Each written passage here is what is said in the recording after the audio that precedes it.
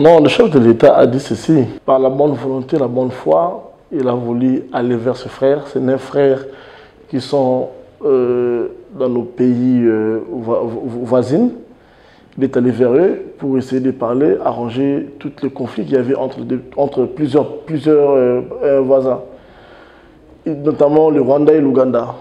Il est allé chez son frère Kagame pour essayer d'avancer avec la paix, la solidarité entre les deux pays. Et malheureusement, nous avons compris que le Rwanda est toujours animé de mauvaise foi parce que le chef de l'État avait fait un pas vers eux, mais nous avons compris que le M23 est financé et accompagné par le Rwanda. C'est pour ça que le chef de l'État a compris que toutes les démarches qu'il a faites diplomatiquement, ça n'a pas pu aboutir. Et dans son choix, il y avait deux alternatives. Il y avait la diplomatie et il y avait la guerre. Et sur la diplomatie, ça n'a pas réussi. Donc je pense que, automatiquement, selon moi, selon mon avis, le chef de l'État visionne que la guerre. Parce qu'il a tout fait pour montrer à la communauté internationale que j'ai cherché la paix.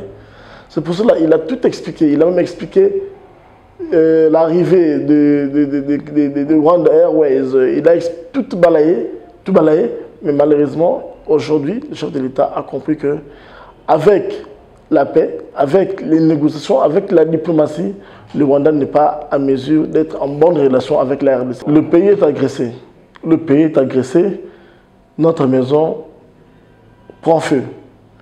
Et je pense que tout Congolais qui est responsable est obligé de soutenir le chef de l'État, d'accompagner les FARDC, d'être autour d'une table pour défendre les intérêts de la République.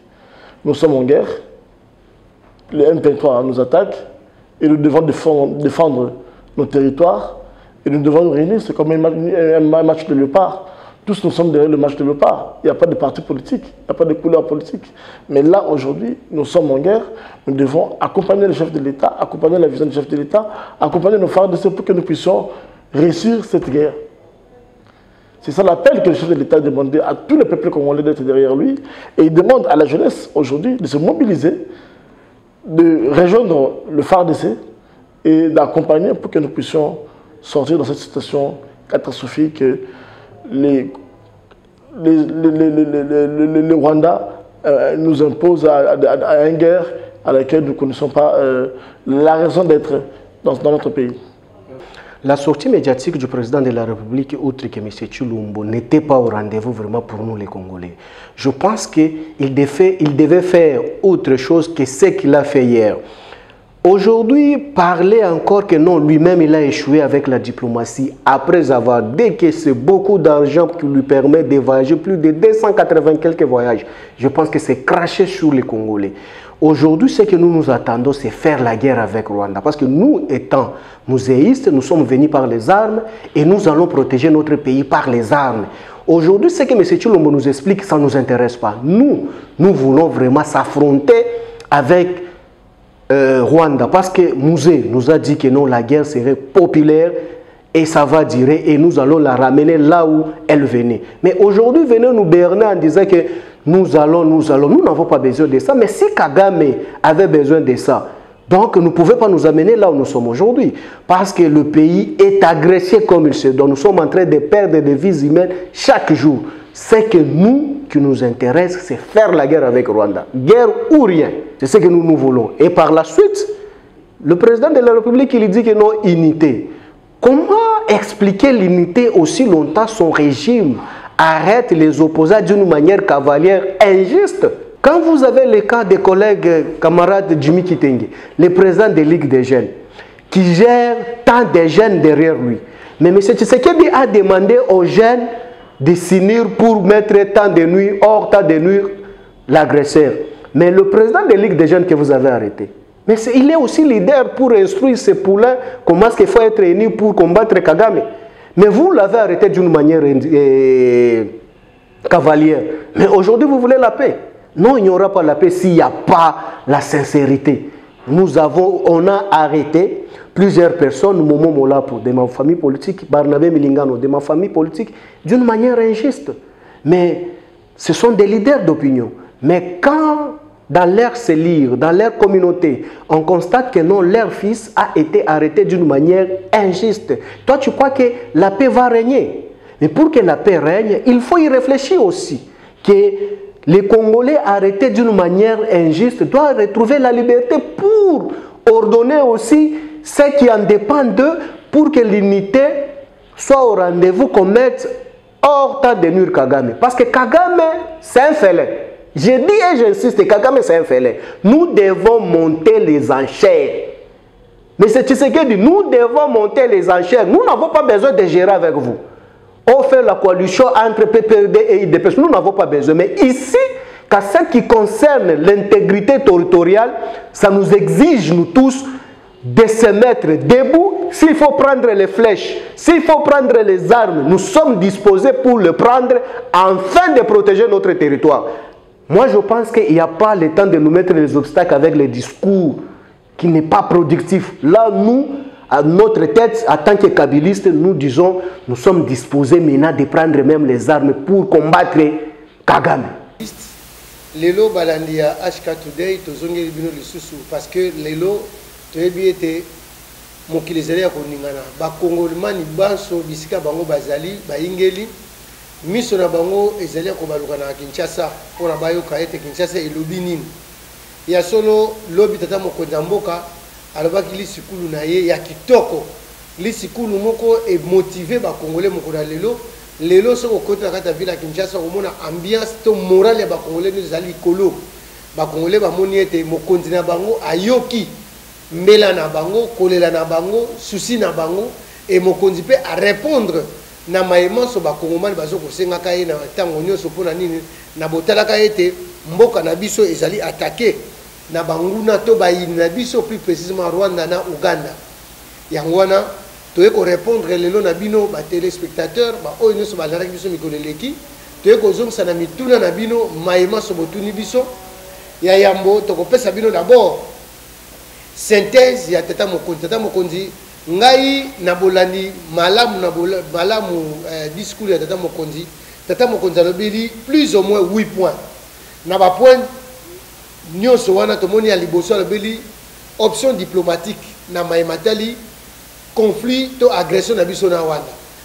D'abord option diplomatique asali mobilisation générale ya population aye kolobela ete ya solo biso na biso tokoki kokabwana biso na biso tokoki kozala na baproblème mais badivergence na biso malamu totia yango nano de côté tobundela mabele nde alobi tofaire taire badivergence na biso totia yango de côté mais tata mokonzi asuki wana te asali mise en garde na batraître mingi bazali wana mosala na bango seulement koteka mboka mingi bazali wana mosala na bango seulement kotrahir yango na bacivile na bamilitaire na bandi ndeko Mboso alobaka yango n'est pas ba député quitter les groupes armés et ça il savait au moins et je crois que tu comme une étape maintenant ce qui ndeko Mboso kozwa makasi ya koloba te biso population faut totelema deuxième c'est ndeko Mboso tangela biso ba député bazali sima biloko wana parce que trop c'est trop bunaga na yango ne komoko kende Rutshuru yango ne soko kende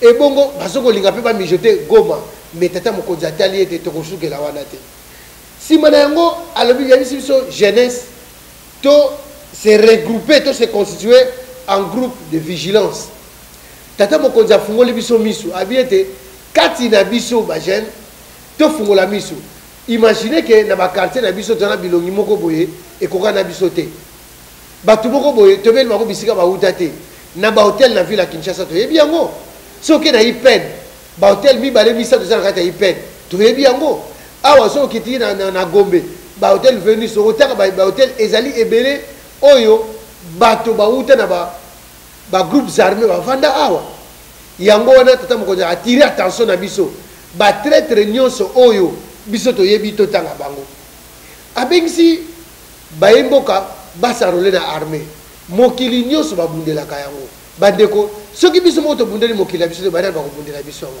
et lelo tata mokonzi amati likolo ya mpunda na ye alobi ete bakongomani tolamuka bakongomani nde ngai mpe en tant que mopanzi sango nabengi bino tolamuka bandeko na ngai mboka babundelaka yango mboka bawelelaka yango ezali mboka ya Antoine Félix Tshisekedi te ezali mboka ya Fayulu te ezali mboka ya Moïse Katumbi te ezali mboka ya ngai Wilson Munzema te nganga mayele mais ezali mboka ya biso nyonso bakongomani baso bisika tozali nayoki bandeko oyo bazali en France bakosala marche naza de cœur na bango nakosoutenir bango biso pe awa tobima totambola ya solo ya kobuka biloko te mais kotambola bayeba ete communauté internationale ezali complice na Rwanda bayeba ete bakongomani esika bango batelemi lelo balobi ke likambo na mabele sangwema totelemi tovanda esika moko te yango wana asengi ete tokota ebele na kati ya armée mpona nini armée etombwama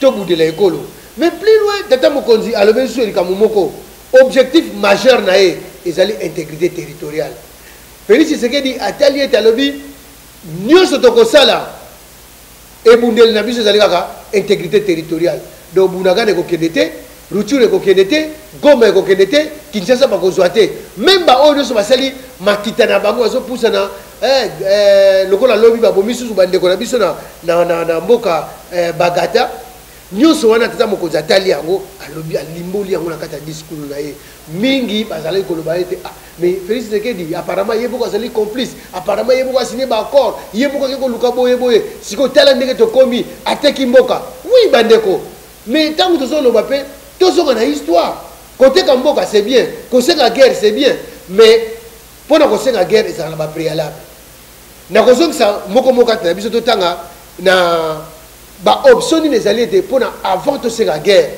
avant tosala guerre to mokonzi ya mboka atelema aloba guerre tofungola na constitution mokanda buku likondi elobi nini na article 86 so totala na article 86 elobi boye le président de la République déclare la guerre par ordonnance délibérée en Conseil des ministres après avis du Conseil supérieur de la défense et autorisation de l'Assemblée nationale et du Sénat conformément à l'article 143 de la présente Constitution.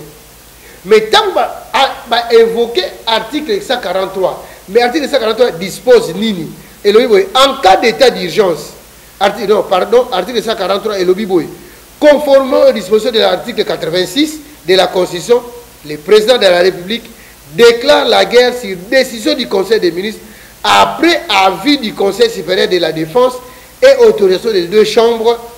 Il en informe la nation par un message.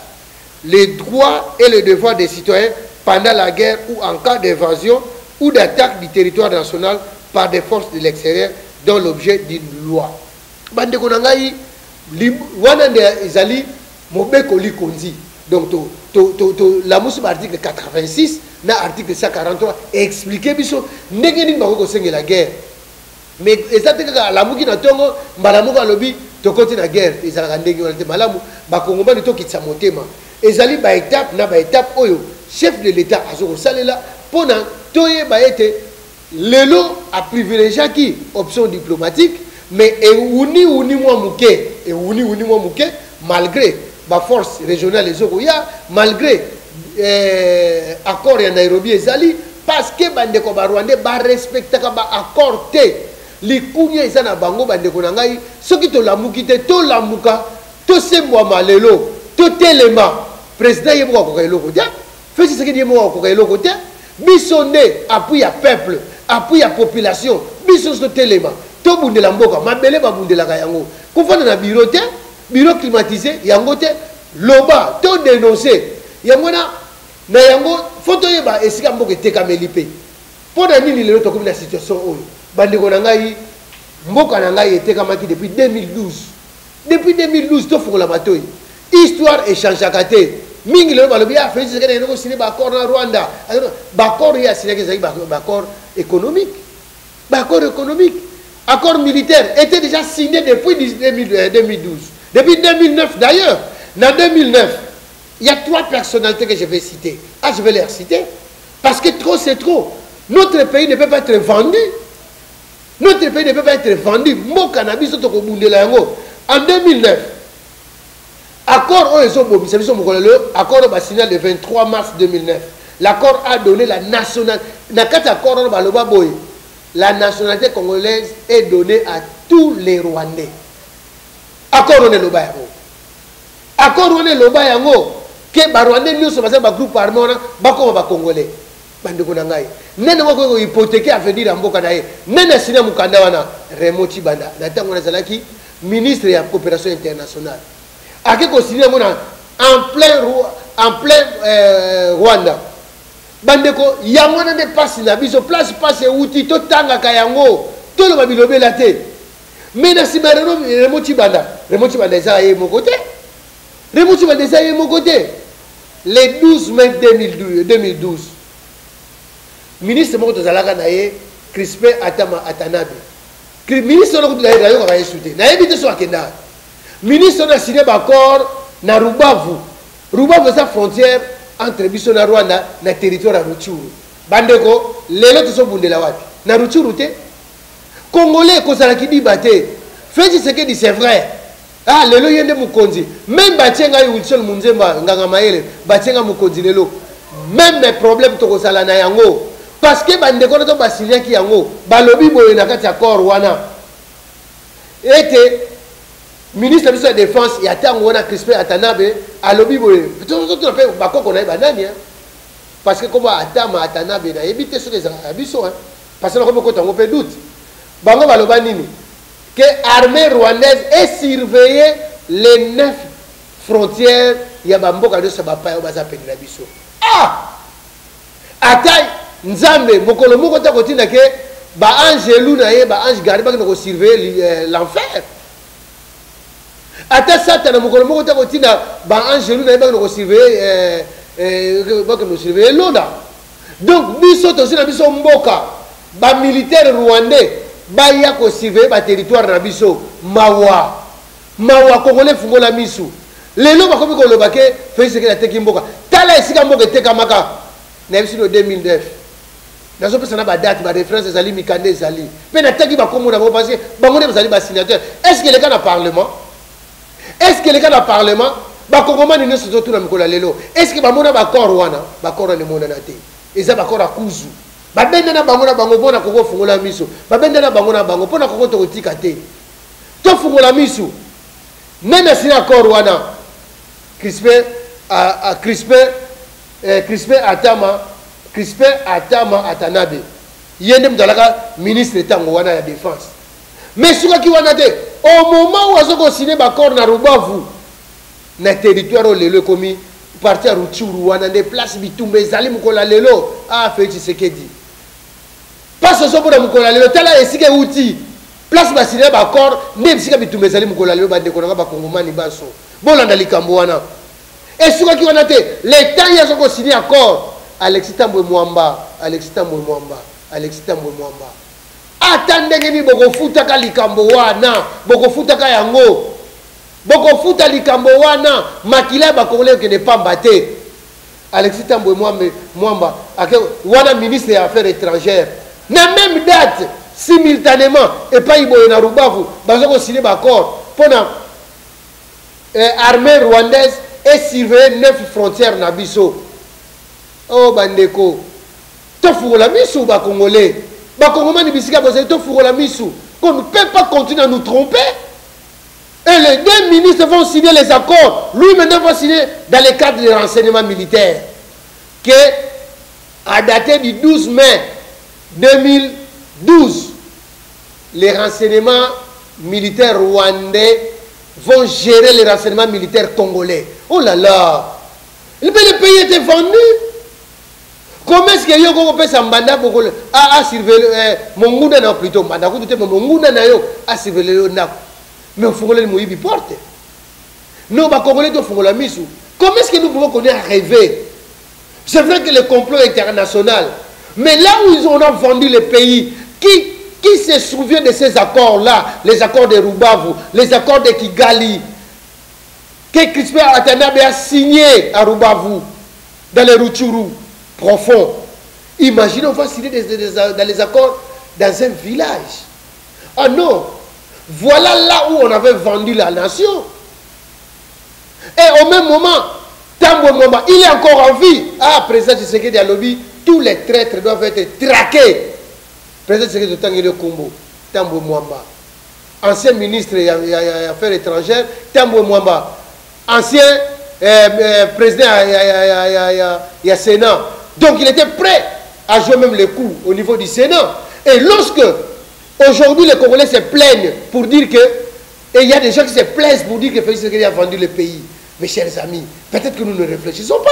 Le pays a été vendu depuis 2009 par les accords du 23 mars. Et les accords du 23 mars qui ont fait naître aujourd'hui les M23. Et personne n'en parle.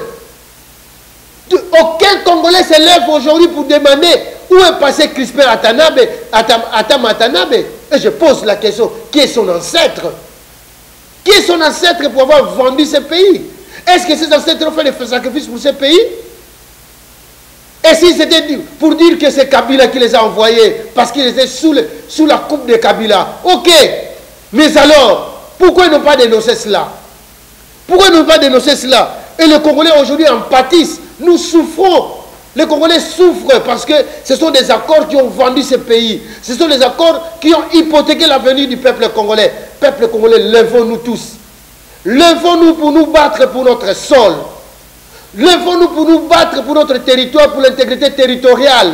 Et si nous ne le faisons pas, même nos petits-enfants viendront se moquer de nos tombes. Ceux qui te télémité, te belemi biso ban sauter, Mokola Lelo, comme un seul homme, comme le chef de l'État a demandé, Martin Fayoulou, Moïse Katumbi, Jean-Pierre Bemba. Mais où sont passés les hommes des églises? Où sont passés les hommes des églises? Vous êtes tous des complices. Quand vous ne parlez pas, la société civile, vous monétisez tout dans ce pays. Pourquoi la corruption gangrène la vie des Congolais aujourd'hui? Congolais, levons-nous. Congolais, téléma. Congolais, si vous allez, téléma. Moi, dans Congo, place Gekele, téléma, Koufouanda Ve. Bino Pivo le Baga Swahili, Yebisa Bandekonayo, Bao le Baga Chiluba, Yebisa Bango. Nous sommes attaqués par le Rwanda. Le chef de l'État a fait. On les a crié d'alarme. Bino c'est la guerre. À la Moussine. Tout le la constitution de lobby. Donc, déjà, nous sommes en guerre. Tata, maman, téléma. Jeunes, vieux, levons-nous. Tout le monde en Ukraine. Mais il y a des téléma, des avocats, des docteurs, des médecins, des infirmiers, des professeurs des universités. Levons-nous, les députés. Pourquoi pas fermer le Parlement pour dire que tous au front maintenant? Le front c'est partout. Le front n'est pas seulement à l'est du pays. Le front est même à l'ouest. Nous sommes attaqués de partout. Tobeleli ba Congolais bisika bozali. Tout le monde a une haine nabiso. Ba haine viscérale qui ne produit rien. Les Congolais, levons-nous. Ne dormons pas dans nos lauriers là. C'est dangereux. Le pays est attaqué. Levons-nous. Les hommes des églises, levons-nous. Levons-nous tous. Les étudiants. Où sont passés les étudiants qui se sont révoltés pour la démocratie dans ce pays? Nous l'avions fait à l'époque. Nous étions à l'ISTA, nous étions au campus de Kinshasa, nous étions à l'université de Kisangani, nous étions à l'université de Lubumbashi. Pourquoi aujourd'hui on s'est tué, on s'est tait, nous sommes devenus des faibles suite à l'opium politique, de la corruption, du clientélisme. Félix Tshisekedi ne peut pas mener le combat seul. Nous devons mener le combat ensemble avec eux. Accompagnons les FARDC, accompagnons la police, accompagnons les services de renseignement. Dénoncer. Dénoncer.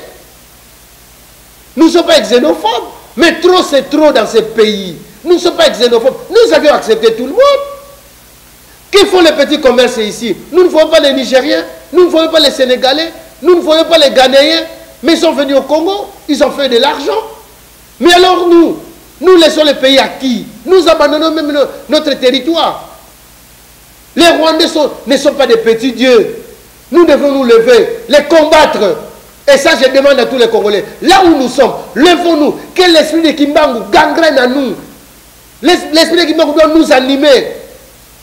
Congolais, la mouka ici, Ozali. Comment on a Congo Téléma? Moi, on a Congo Téléma. Belema ici, Ozali. Président, c'est à Lobiango. Lorsque on doit accepter que nos renseignements militaires, nos renseignements doivent être gérés par les Rwandais. Nous n'avons pas vendu le pays. C'est ça qu'on a vendu le pays. On a hypothéqué l'avenir de toute une jeunesse. Bakongolais to Lamuka. Bakongolais to Lamuka. À travers ces messages de Félix Tshisekedi. C'est ça la guerre. N'attendez pas qu'on puisse vous dire que nous allons... Parce que si nous allons dans la guerre avec le Rwanda, le Rwanda va légitimer pour dire j'ai agressé le Congo, j'ai pris une partie du territoire du Congo. À ce moment-là, le Congo va au tribunal international, le Kuta. Nous allons attaquer le Rwanda. Attaquons les Rwandais à partir de nos maisons. Attaquons les Rwandais à partir de nos maisons. Vous comprenez le message que je vous donne? Vous comprenez le message? Ils ont tué nos parents ici. Les génocides dont on parle au Rwanda, qui n'existent pas, qui est que des façades. Ça n'existe pas. Les Congolais, lèvons-nous comme un seul homme. Lèvons-nous comme un seul homme. C'est le temps de la révolution. L'émission d'aujourd'hui n'est pas l'émission de caresser les gens. On ne fait pas pour caresser les gens. Je donne un message fort aujourd'hui, comme l'a fait le chef de l'État hier. Bravo à Félix Tshisekedi, parce qu'il a répondu aux soucis majeurs de la jeunesse, aux soucis des Congolais. Et on a 5 nous pouvons en faire combien de fois? Nous sommes en 4e cycle électoral. 3 fois déjà, et nous sommes pour le 4e fois. C'est vrai. C'est vrai. C'est une obligation constitutionnelle. Mais, lorsque le territoire est occupé, qu'est-ce que vous voulez? Le territoire est occupé. D'autres personnes ne vont pas voter. Voter qui? Félix Tshisekedi? Voter qui? Fayoulou? Mais non! C'est faire souffrir la population. Battons-nous. Lèvons-nous. Allons au front. Ne restez pas dans nos bureaux climatisés. Nous rêvons ou quoi? Nous sommes infiltrés même dans nos foyers. Nous sommes infiltrés. Il est temps. Il est temps de quitter. Si vous trouvez que vous avez des traîtres même chez toi à la maison, il faut les dénoncer. Il faut avoir le courage. Parce qu'ils ont eu le courage devant Pharaon. Et moi je crois que le Rwanda n'est pas le Pharaon du Congo. Il n'est pas le géant. Nous sommes les géants pour le Rwanda. Et le Rwanda, nous devons décimer le Rwanda. Nous devons marcher sur le Rwanda. Il n'y a pas une armée la plus forte au monde qui est la population. Il n'y a pas une armée. Détrompez-vous. Mettons de côté nos divergences. Battons-nous pour la République. Aimons le Congo. Aimons la patrie. Nous sommes pour la patrie. Nous sommes pour la patrie. Nous avons un message de message de mobilisation. Message de la population place aux alliés. Les élections, nous en avons besoin. C'est vrai que nous devons avoir des élus responsables. Pas des élus bidons. Un parlement bidon. Un parlement monté à la taille d'une personne. Un parlement égoïste qui n'est pas là pour voter des lois à l'intérêt pour l'intérêt général. Ça doit partir. Mais pour l'instant, d'abord, Bunagana. Tous, nous devons voir Bunagana. Nous devons voir l'Est du pays. Nous devons mettre hors d'état de nuire l'ennemi qui nous a infiltrés dans nos services, qui nous a infiltrés dans nos maisons.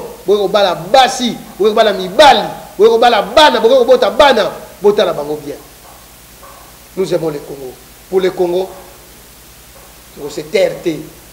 Bravo na basoda na biso, bituba bobundi pona Rutshuru, tozana bino elongo, na mabondeli, na nyonso, tokosambela pona bino, mais en même temps, nous demandons à la population de se lever, de faire des marches pacifiques.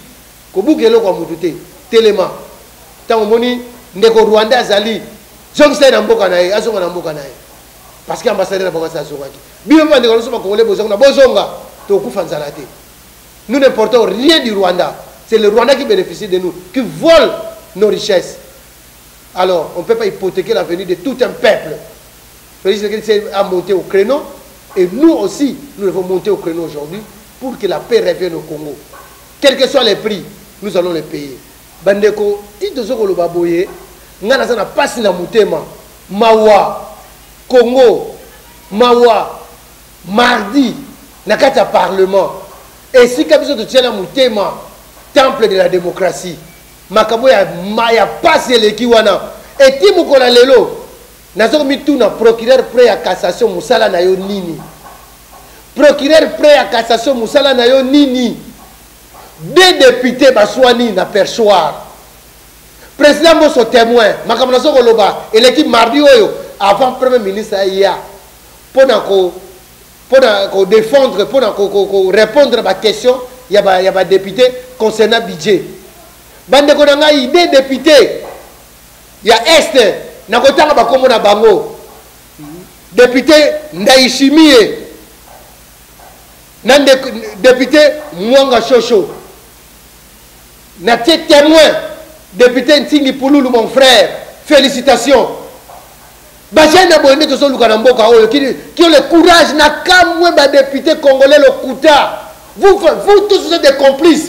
Félix Tshisekedi, bato kanga liboso ba député Ndayishimiye na Mwanga Shosho basoko wela nini ba carré minier bango mibale basana ba troupe na bango mibale ba rebelle ba entretenaka kuna pona mabulu na bango ya ba minéraux bandeko na ngai et bandeko ba député oso répondre nini ndeko ntingi tika na yo wana za makambo na bango. Nous avons des preuves avec nous documentons tout ça. Peuple a zo baté peuple totalement tala ndenge na kati ya parlement tant ndeko mboso lobaka que nous devrons quitter les groupes armés. Ndeko mboso ozo bomba bango pona nini ndeko mboso bravo Paul lobi na bango ndeko Ndayishimiye bandela makambo lobi tala nzambe ya mboka ya Simon Kimbangu mboka ya Mwanantsemi mboka Mfumu Kimbangu tala ndenge bato soko bima bango na poisa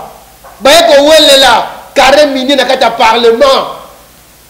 parlement bandeko na ngai iso boyebi yango te na pesi bino référence ndeko Ntingi Pululu témoin ndeko Ndayishimiye alobi ete ndeko Mwanga Shosho bato na ye baye ko botola carré minier na ye bowanganaki awa bowanganaki bandeko na ngai bawanganaki bomba mabe tokoloba mabe toujours toko dénoncer mabe bolatisi yango Félix Tshisekedi pe mingi tango ekoki toloba totangi bakombo na bango bakongole place tozali toluka bango baitine place tozali toluka bato wana mibale badepute mibale batangi bango ndeko Ndayishimiye na ndeko Mwanga Shosho na émission koya tokopesa ba circonscription électorale na bango tokoluka ba adresse na bango.